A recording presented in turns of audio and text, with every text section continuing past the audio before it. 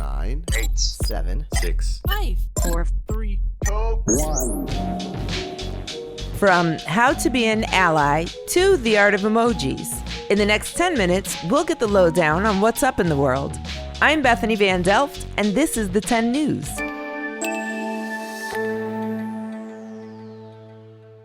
Last week, in a terrible tragedy outside Atlanta, 8 lives were taken from them. 6 of the women were of Asian descent, which is notable because anti-Asian violence has increased in the United States throughout the coronavirus pandemic. In times like these, you or someone you know may be feeling upset or afraid. It's important to talk to your grown-ups about how you're feeling. There are many ways we can help and support each other. One way is through something called allyship. Allyship is the practice of showing up, speaking up, and standing in support of marginalized communities, groups of people who are excluded by society and kept from power, that you do not belong to. It's a process that involves lots of listening and learning. Everyone can be an ally. It's a lot like being a good friend. It means listening to people when they speak, hearing and believing their experiences, and supporting them the best way you can. Allyship is a tool for ending bigotry. Bigotry is having and expressing strong dislike for cultures, beliefs, and lifestyles that are different than your own. Allyship helps change this harmful way of thinking through community building and personal relationships. There are lots of things you can do to be an ally. If you see someone mistreating someone, speak up. Let them know it's not okay, or get a grown-up to help.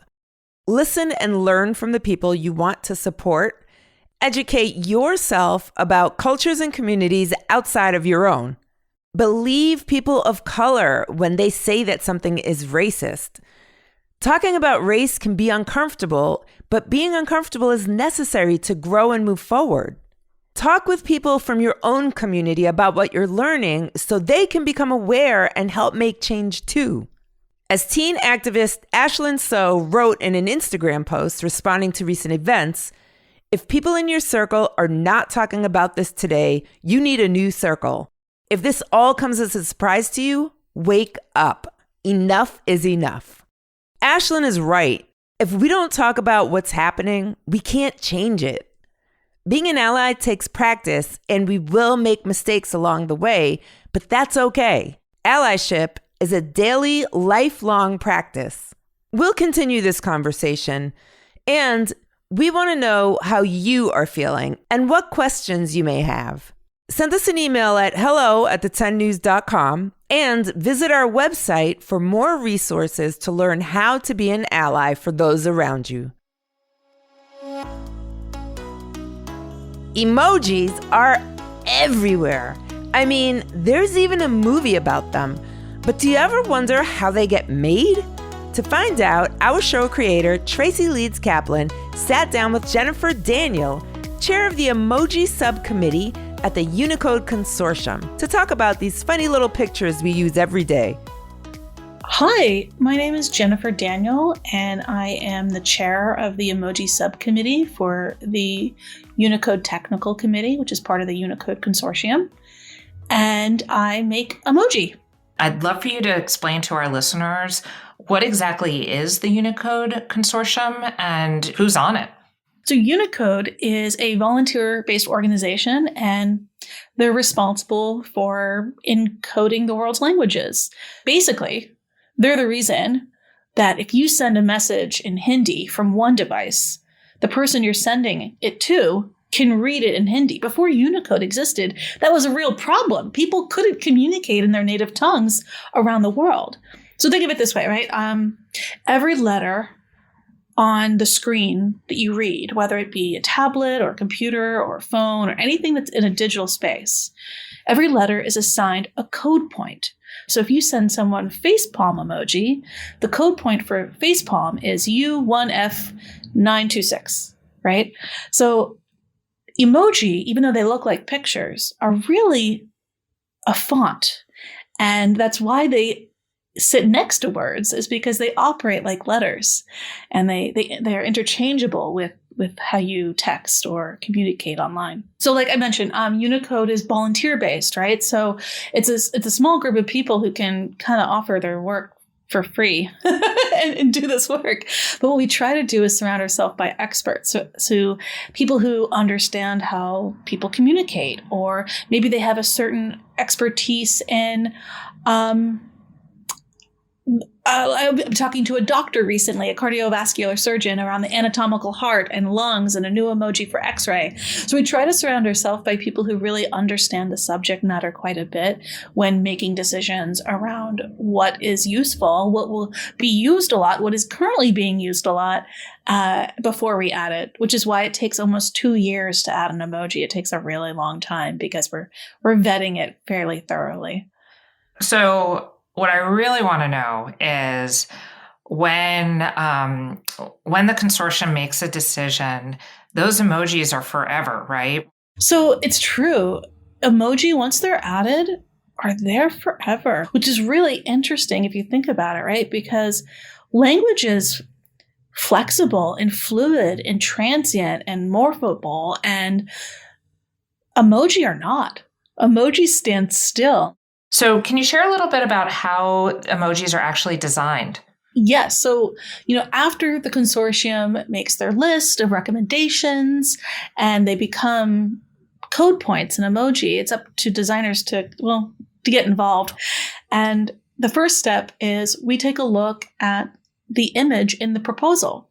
So anyone can propose an emoji. And we try to see what was the intent of the person who proposed it in the first place. Then the next step is we confer with subject matter experts, right? There's nothing that doesn't have a subject matter expert, whether it be the knot emoji. We talk to people who are experts in tying knots, or if it's an anatomical heart or lungs, we talk to doctors. If it's a boomerang, we talk to people who have made boomerangs, and we try to get a sense of, is this emoji authentic? So like a good example of that might even be the boomerang emoji. And in an earlier version of our design, the angle of the boomerang was more around 90 degrees. And when we showed it to someone who was familiar with boomerangs, they were like, oh no, that if a boomerang was at that angle, it would never come back to you because of the way that, the precision of the torque and the angularity and the velocity, it wouldn't be a boomerang. And so we had to change the angles. It's been really wonderful to see kind of the expansion of skin color and having more gender representation. How has the Unicode Consortium played a role in that, and what's coming next in that space? We're trying to identify globally relevant concepts. When there are as many genders as there are people in the world, as many foods as there are ingredients on the planet, and a variety of objects that are really only limited by your imagination, every addition to the emoji keyboard is at risk of creating zones of exclusion without consciously trying. So the best we can do is to ensure emoji continue to be as broad and as flexible and as fluid as possible, just like language and just like people. Any sneak peeks or inside news that you can give us on what emoji are coming soon? Oh, absolutely. We have a list of 36 new emoji coming out in the next emoji release, and they are available online, which I can share a URL for, I suppose. That'd be great. After we chat. Some of them include melting face. We have a salute face coming as well, bubbles, and a lotus flower, and a number of other emojis. Okay, for all of our listeners at home who love using emojis and filling up their parents' text chats with emojis, how could they learn more? You could go to unicode.org is all the information around what Unicode does, and that's everything from every language they support, including emoji. And really, the internet is just, there's everyone's an emoji expert. Everyone's an emoji historian. So you'll find lots of people talking about it. But yeah, I'm trying to think if there's like a really Just use them. If you really want to understand something, I would just say just use it, and you can come to your own conclusion. Okay, last question, and then I promise we'll let you go. How do you rate our use of emojis on the 10 News? Oh, I love it. I think they give you some sense of curiosity. I'm like, what is today's episode going to be about? I think I know. There's a nose. What does the nose mean? Is it a pun or is it literally smelling? So I think it's great. I love how you guys use them. If you want to hear more of this awesome interview, be sure to check out our episode on Saturday for the full thing. Coming up next. What? What's the big idea? Trivia on the 10. In what year did the United States Congress accept its first female member? Was it A, 1916, B, 2002, or C, 1875?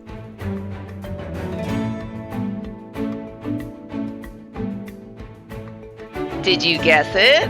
The answer is A. Jeanette Rankin was elected to represent the state of Montana in 1916 and then again in 1941. During her time in Congress, Rankin worked to expand voting rights for women and improve working conditions for laborers across the country. Excellent. She's actually one of many female leaders from the early 20th century who worked to make our society more fair, just, and equal. Last year, PBS put out an incredible series of beautifully animated short films called Unladylike 2020, about 26 of these amazing women. Nice. We'll drop a link in the show notes so you can check them out on your own. Time's up, but before we go, here's a quick note for the grown-ups. What's up, tenors? It's official. We launched the 10 News Tenors Club. It's new, it's awesome, and we want you to be a part of it. Join now as a founding member, and you'll get an exclusive shout-out on the show. Plus, your very own printable Tenors Club Press Pass. Don't wait. Get in on the fun and be one of the first to join. We made it easy. Just click the link in today's show notes or visit the10news.com to sign up today. Thanks for listening to the 10 News. Look out for new episodes Tuesdays, Thursdays, and extras on Saturdays. The 10 News is a co-production of Small But Mighty Media and Next Chapter Podcasts and is distributed by iHeartRadio. Our editorial director is Tracy Crooks. Editing and sound design by Pete Musto, who also co-wrote today's episode with Ben Austin DeCampo. Our creative producer is Jenner Pasqua. Stephen Tompkins is our head of audience development, and our production assistant is Sarah Olander. Our production director is Jeremiah Tittle, and the 10 News is executive produced by Donald Albright and show creator Tracy Leeds Kaplan. Do you want to be part of the show? We want you to! Have a grown-up help you record a question, a joke, or a fun fact you want to share, and email it to us at hello@the10news.com. And show your love for the 10 News by going to your favorite podcast app and submitting a rating and review, because it really helps others find the show so they can join us for the fun. I'm Bethany Van Delft, and thanks for listening to the 10 News. Bye!